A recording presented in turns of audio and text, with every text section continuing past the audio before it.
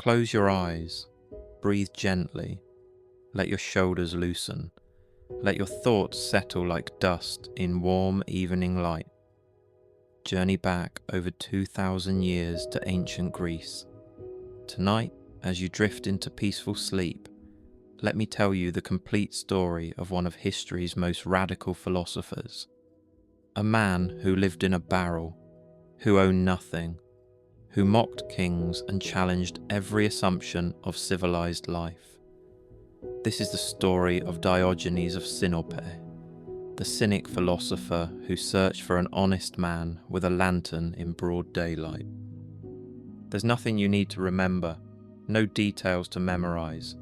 Just let the story wash over you, carrying you gently into rest. If you drift away, let yourself go. The tale will be here, flowing like a quiet river, waiting to guide you into dreams. Part 1. The Banker's Son. Picture the ancient Greek city of Sinope, nestled on the southern shore of the Black Sea. The year is around 412 BCE. The city rises from the harbour in terraces, white buildings gleaming in the Mediterranean sun. Ships from across the Greek world dock at its busy port, bringing trade, news, and ideas. In this prosperous city, a boy is born into privilege. His name is Diogenes, which means born of Zeus. His father, Hycesius, is a prominent banker, a money changer who handles the city's coinage. They are wealthy, respectable, part of Sinope's elite. Young Diogenes grows up in comfort, surrounded by the trappings of success that Greek society values so highly. Breathe slowly and imagine the young Diogenes. He walks through marble colonnades, attends symposia where wine flows and philosophers debate. He wears fine clothes, eats rich food, learns the skills expected of a gentleman. He's been groomed to take over his father's business, to become another respectable banker in this respectable city. But something is about to shatter this comfortable life. The ancient sources tell different versions of what happened next, but all agree on the basic facts. The coinage of Sinope was defaced. Someone tampered with the city's money, either adulterating it or stamping it with unauthorized symbols. And Hycesius, the respected banker, was involved. Let yourself relax as we explore the different stories. Some say young Diogenes himself defaced the coins, following his father's orders. Others claim Hycesius acted alone while Diogenes was merely complicit. Still others suggest that Diogenes, in a moment of youthful rebellion or philosophical awakening, deliberately ruined his father's coinage as a statement against conventional values. What we know is this: the scandal erupted. The city authorities discovered the crime. The punishment was severe. In some accounts, Hycesius was executed or imprisoned. In others, both father and son were exiled from Sinope, banished forever from their homeland. Diogenes, the privileged banker's son, lost everything in a single catastrophic moment.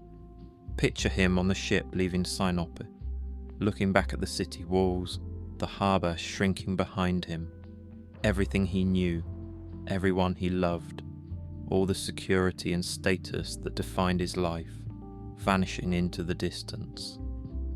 He was probably in his 20s, old enough to understand what he'd lost, young enough that the world still felt full of terrible possibilities. Years later, when people asked Diogenes about his exile, he would say something remarkable. He would say that what seemed like a disaster was actually liberation, that being driven from Sinope set him free. The Sinopeans condemn me to exile, he said, but I condemn them to stay at home. Already you can see the philosopher emerging from the ruins of the banker's son. As you breathe gently, understand that this moment of exile was the hinge on which Diogenes' entire life would turn. Stripped of wealth, status, and homeland, he was forced to ask fundamental questions. What is truly necessary? What can a human being do without? What is the difference between convention and nature, between what society demands and what life actually requires? But before we follow him into his radical transformation, let's linger a moment in this transition. Imagine Diogenes arriving in some Greek port city, Athens or Corinth perhaps. He has nothing, no money, no connections, no home to return to. The comfortable life he knew is finished. He could have tried to rebuild it, to become another banker in another city, but something in him had broken, or perhaps awakened. Some ancient writers say he consulted the oracle at Delphi during this period, asking what he should do with his life. The oracle's response, cryptic as always, was deface the currency. This could mean literally what his father had done, or it could mean something deeper. Deface the currency of conventional values, challenge the coins of social custom, question every stamp of approval that society places on what it calls good and proper. If you feel yourself drifting, let yourself go. Whether the oracle story is true or invented later, it captures something essential. Diogenes took his disgrace and transformed it into a mission. He would spend the rest of his life defacing the currency of civilization itself, questioning every value, mocking every pretension, living in a way that challenged everything the Greeks thought they knew about the good life. Part 2. The Philosophy of the Dog. Let the next part of his life unfold slowly, like a dream. Diogenes found his way to Athens, the intellectual heart of the Greek world. This was the Athens of Plato, of the Academy, of sophisticated philosophical debate. But Diogenes was not interested in sophisticated debate. He was interested in something more radical.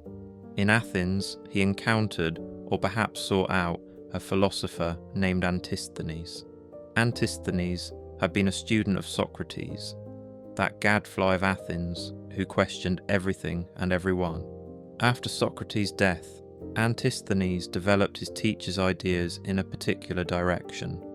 He argued that virtue was the only good, that it could be taught, and that it required nothing but Socratic strength of character.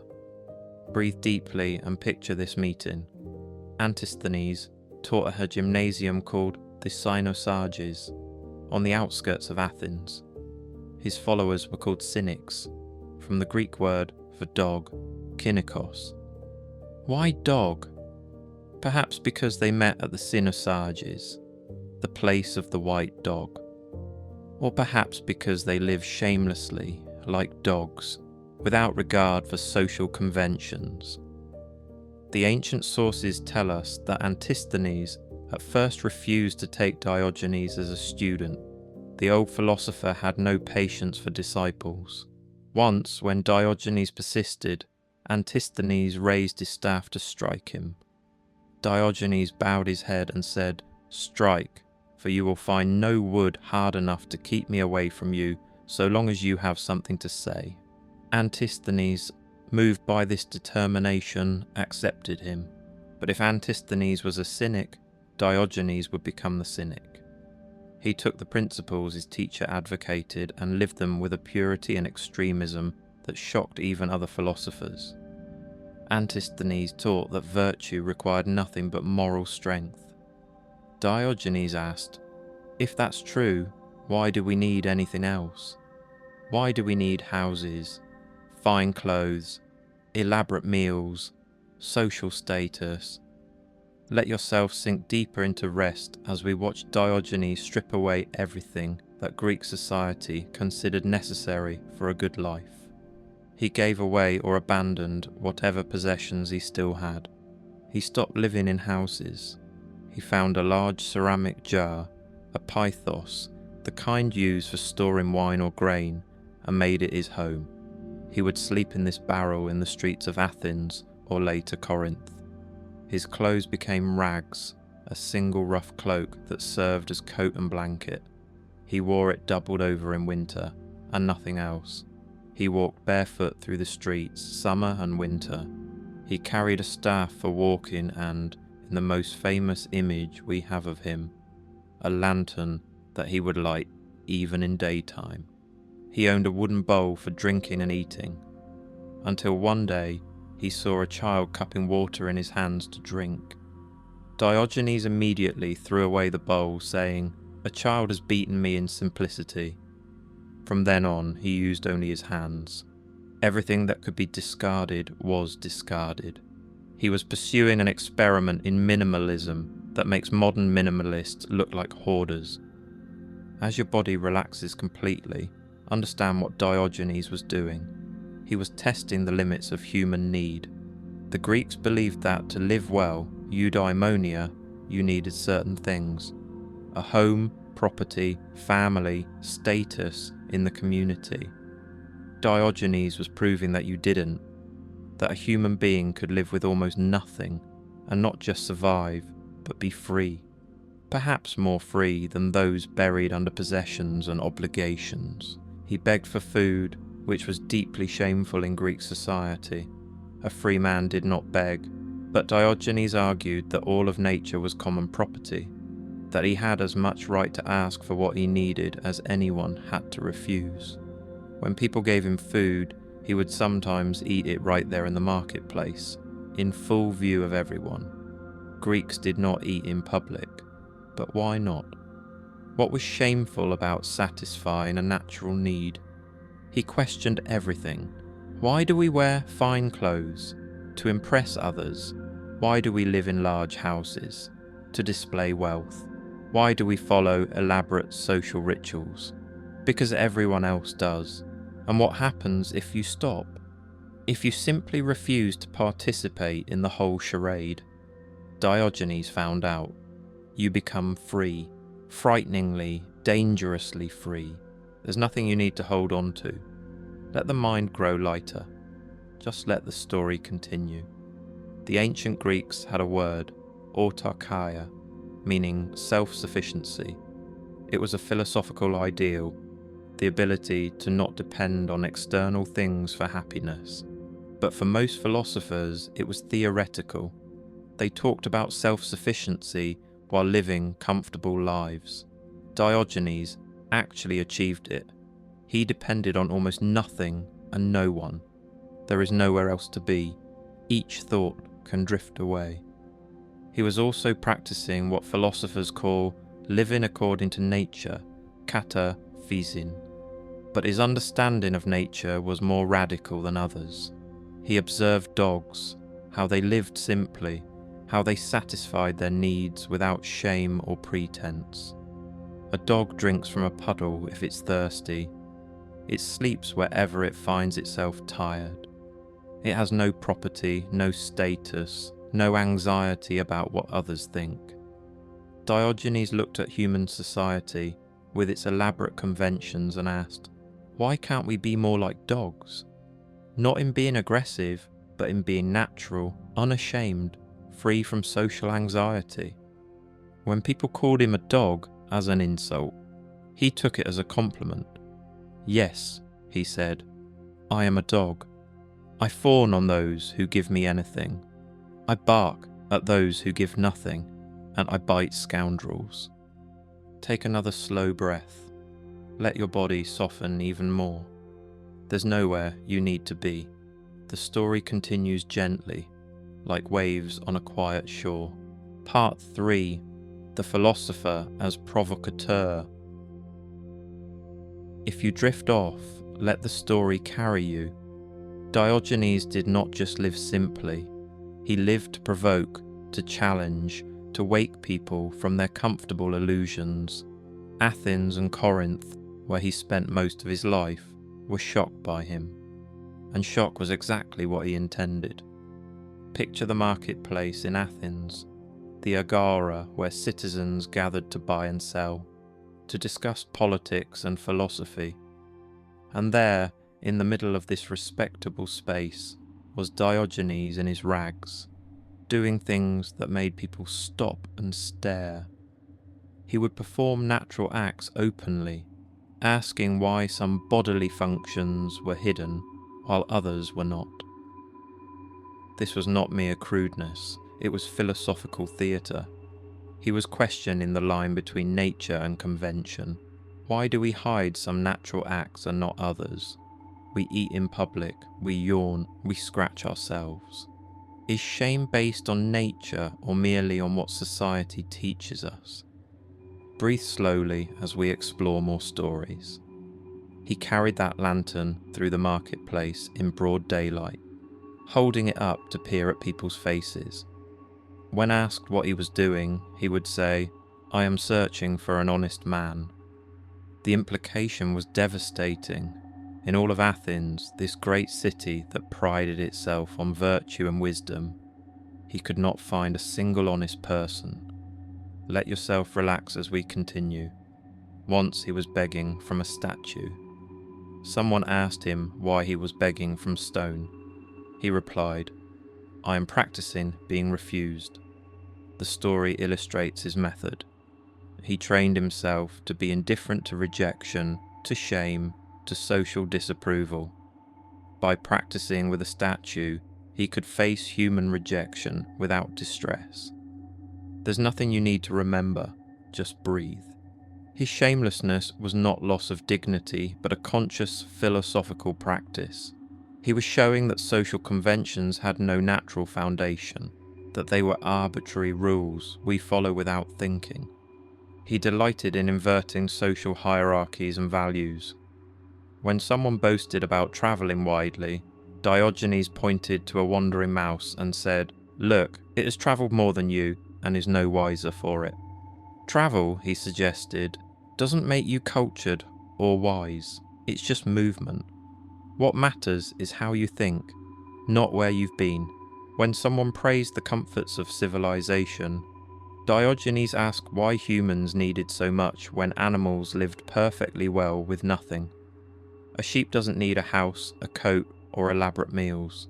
It lives according to its nature and seems perfectly content. Why can't humans do the same? Have we made ourselves slaves to unnecessary desires? As you breathe gently, understand that Diogenes was conducting a massive revaluation of values. Everything the Greeks thought made life worth living, he questioned. Wealth? It makes you soft and anxious. Status? It makes you dependent on others' opinions. Pleasure? It enslaves you to your appetites. Family? It binds you with obligations and worries. Let the mind settle like dust. There is only this moment, this breath, this gentle unfolding of an ancient story. What then did he value? Virtue, but understood in a very particular way. Not the complex virtue of Aristotle, which required proper education, good upbringing, and fortunate circumstances. Diogenes believed virtue was simple and accessible to anyone willing to live naturally and honestly. It required only courage, the courage to live differently. He practiced what he called ascesis, training or discipline. Just as athletes train their bodies, Diogenes trained himself in endurance and indifference.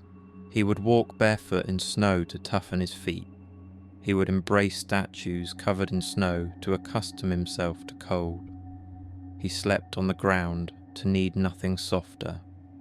Every discomfort was an opportunity to strengthen his soul. Someone asked him what he had gained from philosophy. He replied, if nothing else, to be prepared for every fortune.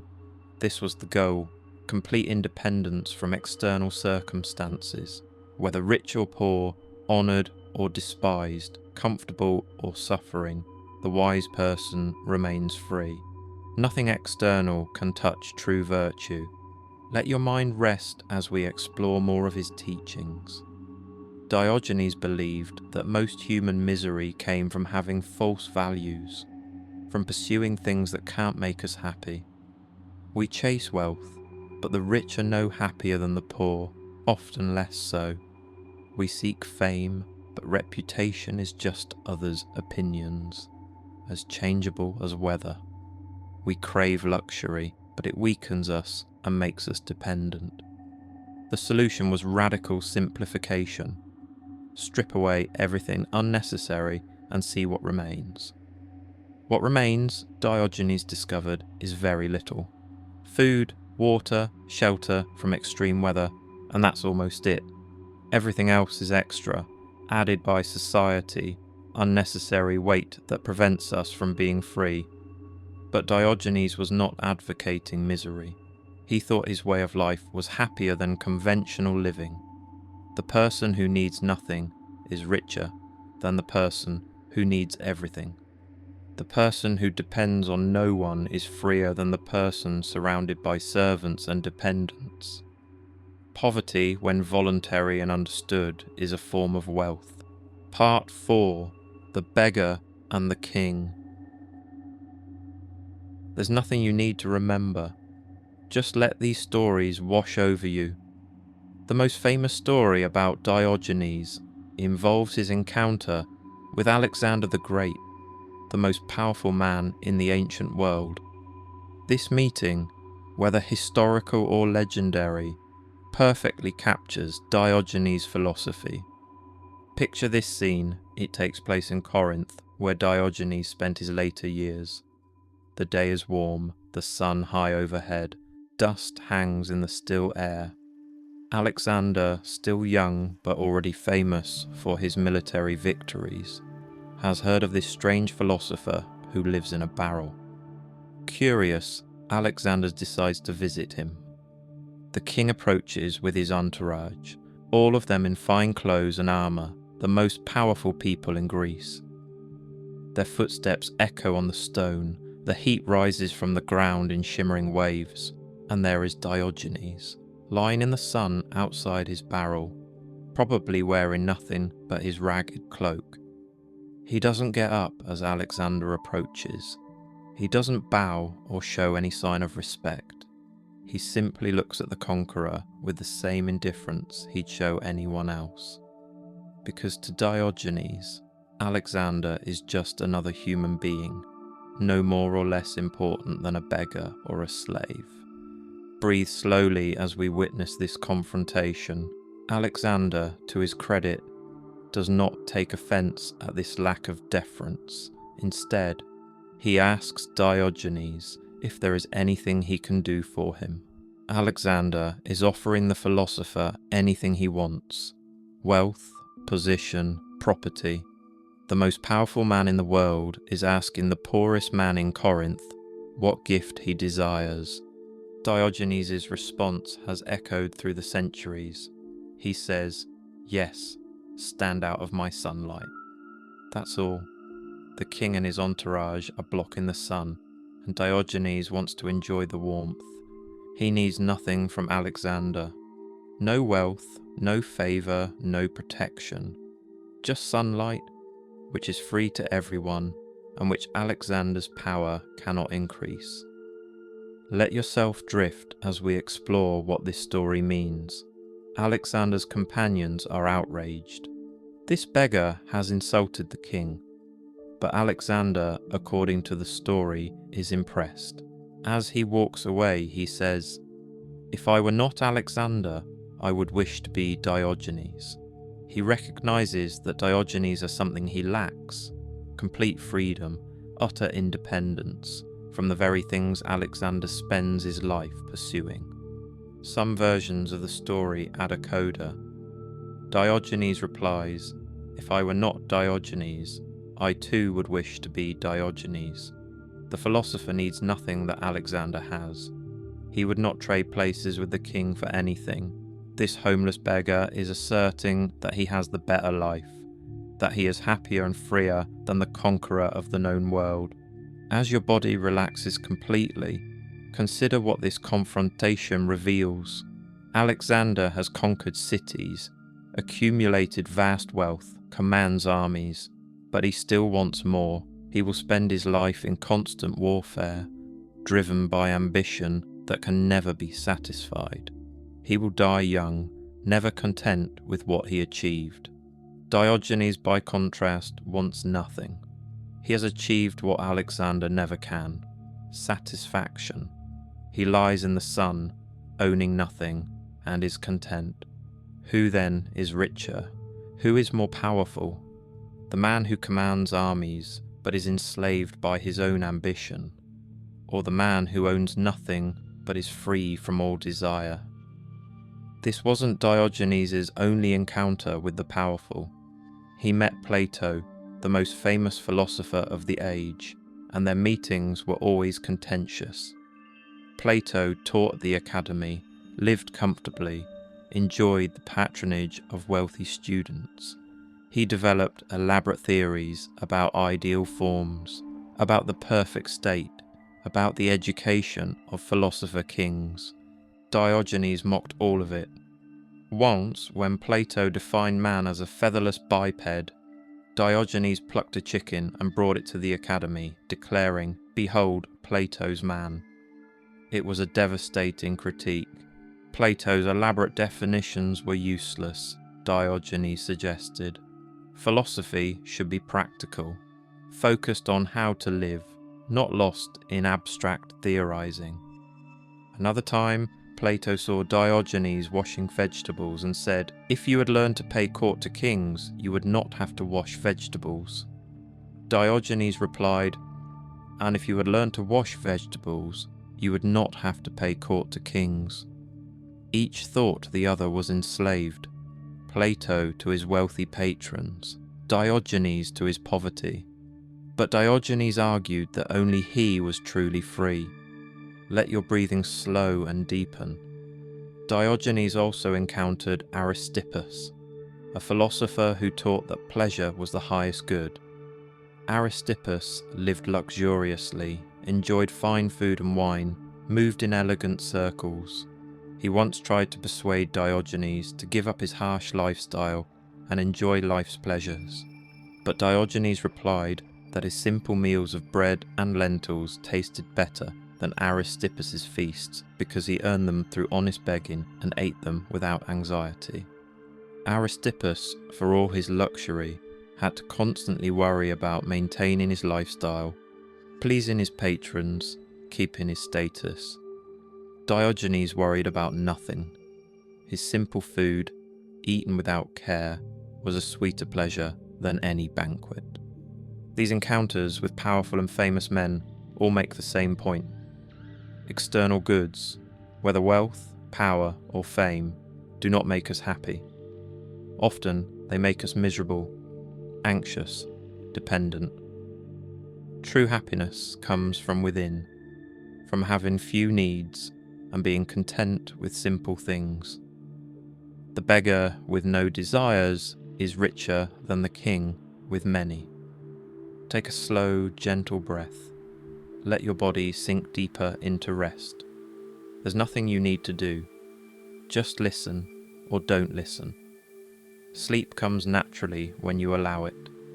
The story continues, soft as moonlight, carrying you toward dreams. Part 5. The Slave Who Was Free. If you feel yourself drifting into sleep, let yourself go. There's another chapter in Diogenes' life, one that tests his philosophy more severely than any encounter with kings or philosophers. According to ancient sources, Diogenes was captured by pirates during a sea voyage and sold into slavery. Picture this scene. The ship is attacked, boarded. Diogenes and other passengers are seized, bound, taken to a slave market. For most people, this would be the ultimate catastrophe, the final loss of freedom, to be sold like an animal, to become someone's property, to have no rights, no status, no hope of escape. The ancient world had no greater horror than slavery, but Diogenes faced his enslavement with the same equanimity he faced everything else. When he was put on the auction block and the auctioneer asked what skills he had, Diogenes supposedly replied, "I know how to govern men. Therefore, sell me to someone who needs a master." Even as a slave, he maintained that he was freer than those who thought themselves free. Breathe gently and follow the story. A wealthy Corinthian named Xeniodes purchased him, and whether impressed by Diogenes' attitude or recognizing his intelligence, Xeniades didn't treat him like a typical slave. He made Diogenes tutor to his sons, gave him considerable freedom, eventually trusted him to manage his household. The sources say that Xeniades would introduce Diogenes to visitors by saying, "A good spirit has entered my house." Despite being legally Xeniades' property, Diogenes maintained his dignity, his philosophy, his way of life.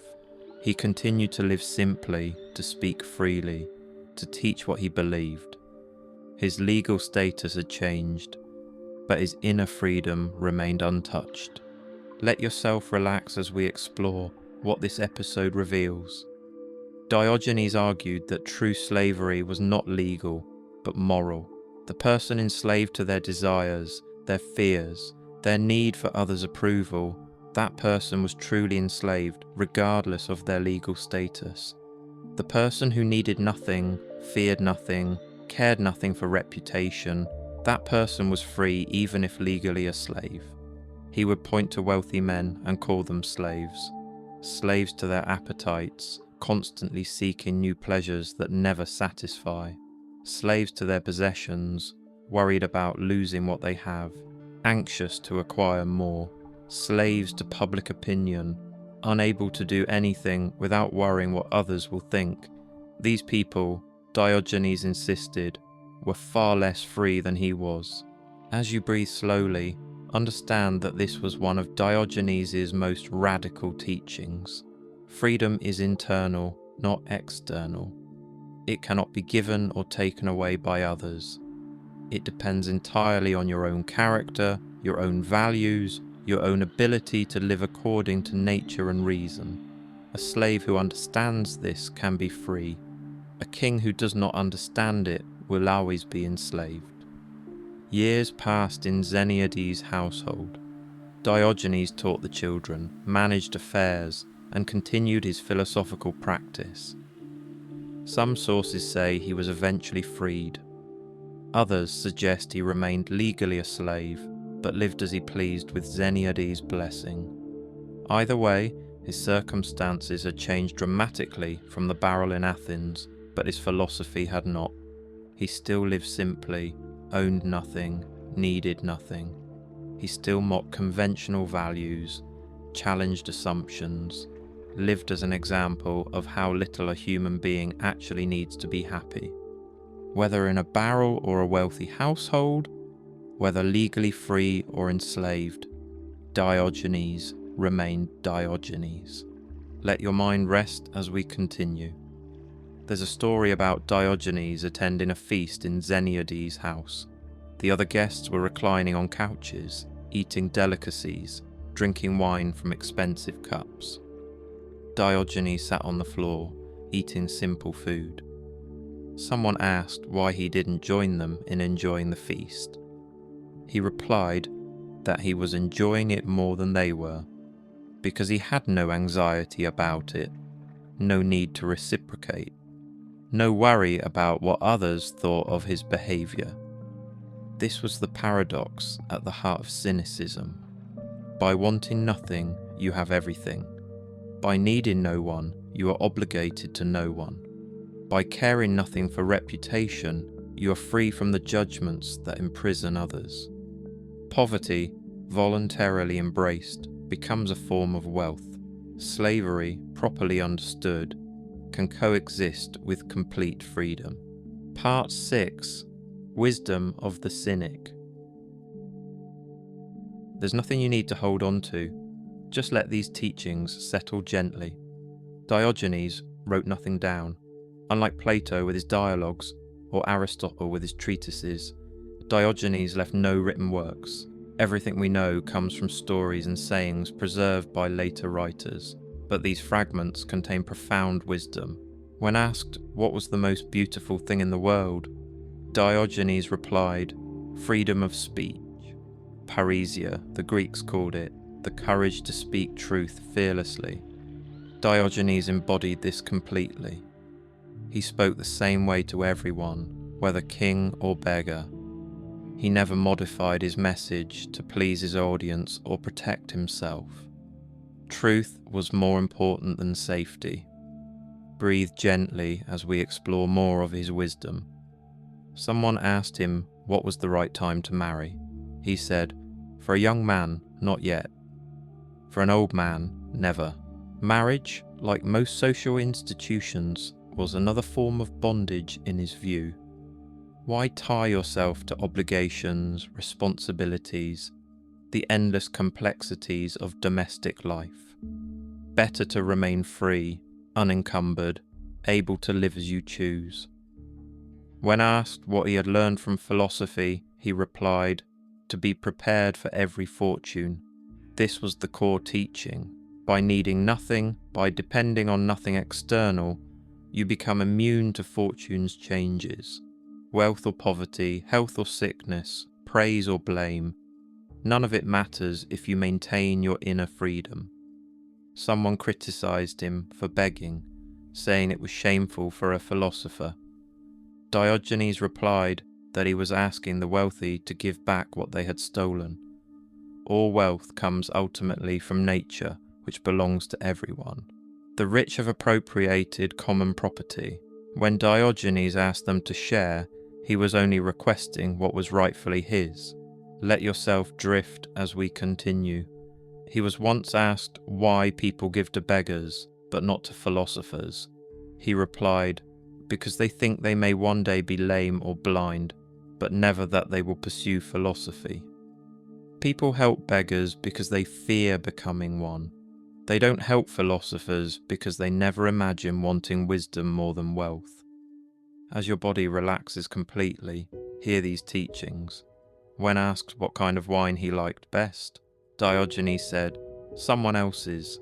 He would drink whatever was offered, never complaining about quality.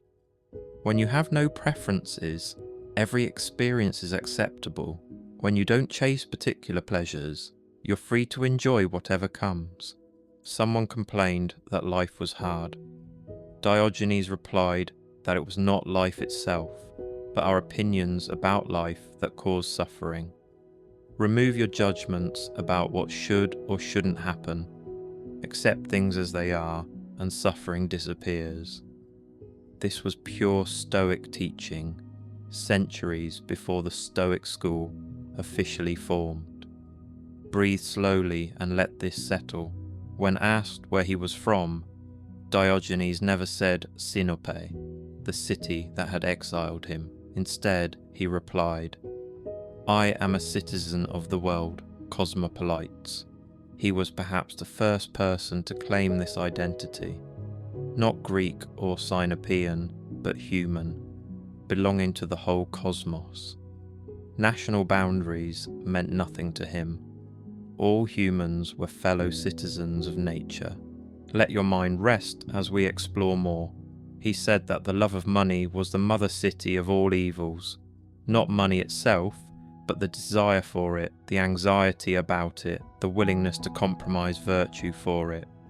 People became slaves to acquisition, sacrificing everything that mattered for what mattered least. He said that we have 2 ears and 1 tongue, so that we may hear more and speak less. Most people talk too much and listen too little. They're eager to display their opinions, but unwilling to consider others. True philosophy requires listening, observing, understanding before speaking. As you breathe gently, know that all these sayings point to the same insight. Happiness comes from within, from simplicity, from living according to nature. External things, whether wealth or poverty, praise or blame, cannot affect the truly wise person. Freedom means needing nothing that can be taken away. Part 7. The final chapter. If sleep begins to take you here, let it take you. The story nears its end, gentle as evening settling over the hills. Let the final part unfold gently, like the close of day. Diogenes grew old, though we don't know exactly how old. Ancient sources disagree about when he was born and when he died, but we know he lived to a considerable age, perhaps into his 90s, an impressive lifespan for the ancient world. He spent his final years in Corinth, that wealthy port city where he had lived on and off throughout his life. He was a familiar figure there, the old philosopher in rags, still living in his barrel or sometimes staying in Xeniades' household. Everyone knew him. Children would tease him. Adults would sometimes give him food or money.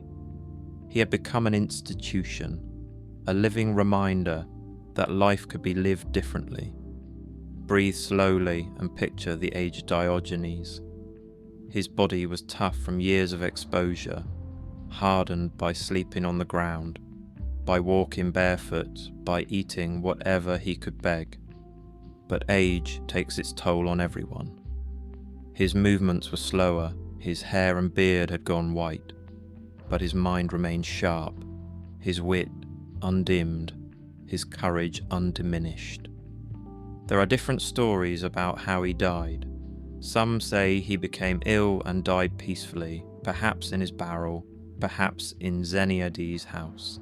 Others tell more dramatic tales that may or may not be true, but reveal how people thought about him. One story says he chose his own time, deciding when to end his life on his own terms. Another claims he died from illness brought on by age. A third suggests a natural end after a long life lived exactly as he chose. Each story portrays a man who faced death as he had faced life, without fear, on his own terms. Let yourself drift as we explore what these death stories mean. Whether true or invented, they all make the same point. Diogenes was not afraid of death. He had lived according to nature, and death was natural. He had needed nothing in life, and he needed nothing in death, having spent his whole life preparing for every fortune, including the final fortune of mortality. He could face the end calmly.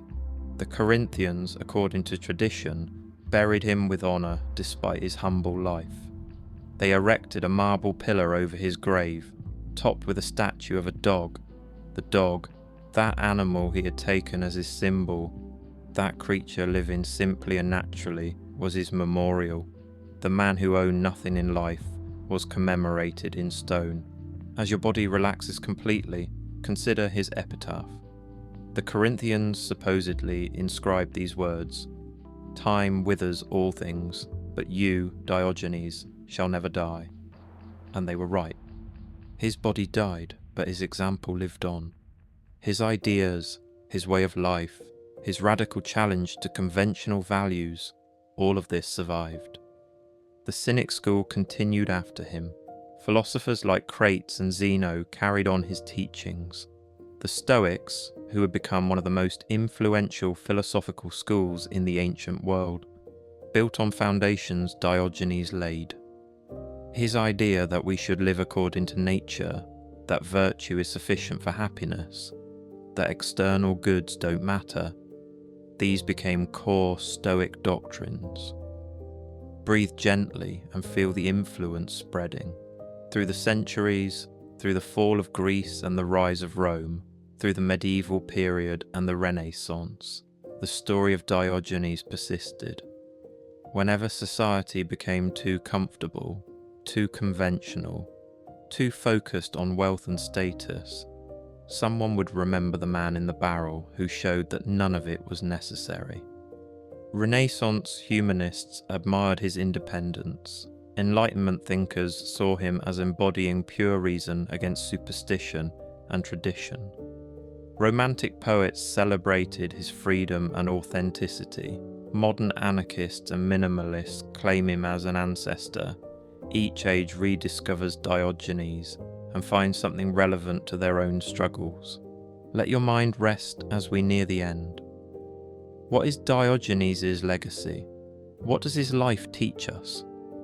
At the most basic level, he reminds us that we need less than we think, that simplicity is possible, even liberating.